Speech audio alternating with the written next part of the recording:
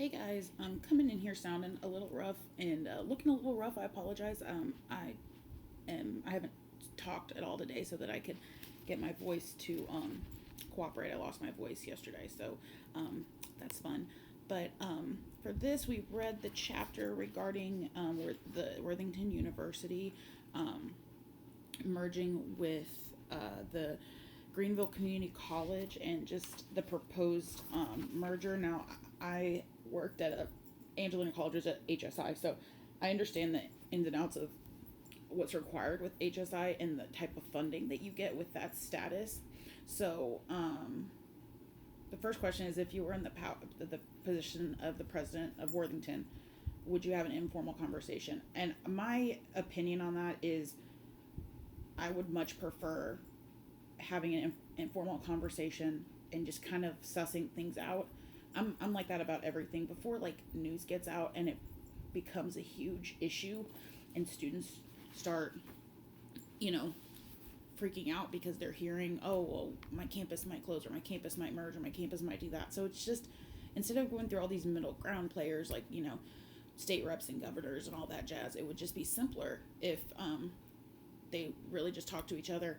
And what are the political ramifications? Well, I mean, you have to look at the constituencies that they serve. Worthington is, again, primarily it's a PWI, and the Hispanic and Greenville Community College is Hispanic serving, and so politically speaking, there's the issue with, again, they might make reps or somebody angry, but also if you merge those together, they are no longer an HSI because the white student population outweighs the Hispanic student, and therefore they lose Title III funding. So that's something they also um, need to think about. And there are so many things that could go wrong with this. I'm thinking about how do the political characteristics of conflict, stakeholders, and coalitions come into play during a merger. I mean, stakeholders are focused on what is best for them. And so I will say that with the community college, yes, if there's a merger with the university, there were going to be some things offered to them at the community college level that they wouldn't normally have in that area. But again, we have to go back to the funding. What are you losing? And so, of course, that's something that everybody has to think about. It's, are we going to lose this particular funding, and what is going to be the best way to manage this situation? And in my opinion, it's hard to say. Okay, so I'm kind of skipping around, but which institution stands to gain the most from the merger? I mean, honestly, I don't. I think that technically, I think Worthington does, and Greenville can potentially lose its sense of community and its sense of self, especially with losing the not only their title but the designation of an HSI.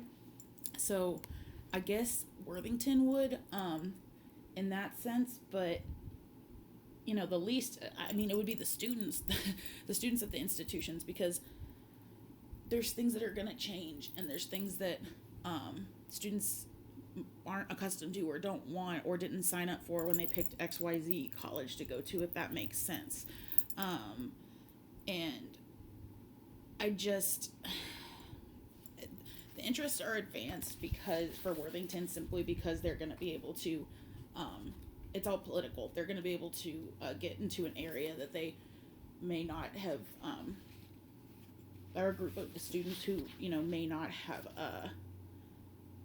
been financially stable or financially able enough in order to leave, and they had to stay at a local college. And also, if there's that HSI serving institution, that's going to bring their students into the Worthington name. So it's advancing them. And it's all political. Everything is political. And the I mean, it's to advance their agendas. And I just think the really big thing that we have to think about is interest conversion, and what are the political implications of this merger. And I mean, as we see, they launched a protest because it was a result of, there was a leak because a real discussion was never had. And so that's just again, education is a small world. We all know each other, we all talk. And so thinking about that, you need to address the problem and just kind of, again, go back to the beginning and make sure that I'm reading through something that was really interesting, that a lot of alumni and faculty that were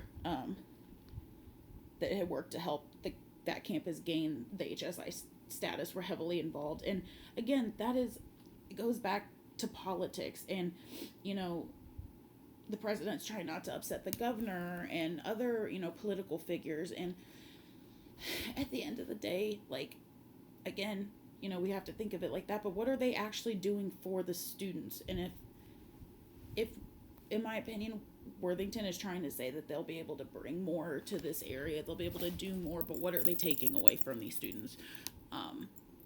What are they going to be adding? Or, I mean, what are they going to, they'll be adding to their lives, but at what cost? Because they'll have some of the amenities of a university. That's great. But I'm a big believer in, I really do think the government shouldn't be involved in a lot of things. And, especially at the state level, because we all know here in Texas, we aren't funded as well as we used to be. And for an entity that controls us so much, but also doesn't really give to us, it's just very interesting, in my opinion, to see that kind of dichotomy where they have so much power and they have all this influence and they tell us what to do and what to say, but it's all for this like mythical idea of power, because we're not getting any more funding in exchange for our students. We're not able to like meet some of those needs, but we're seeing it's all political power and it's all political gain. And so obviously this whole chapter was political, and I will say I really,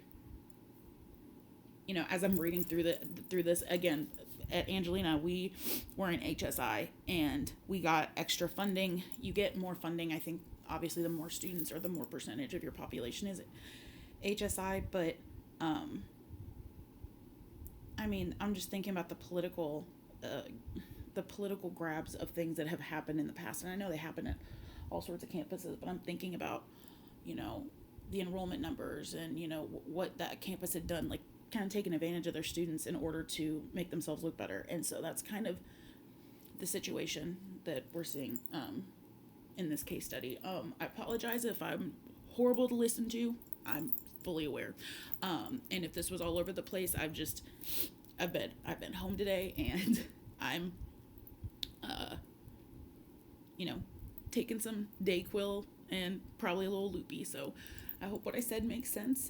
And I hope you guys have a wonderful weekend.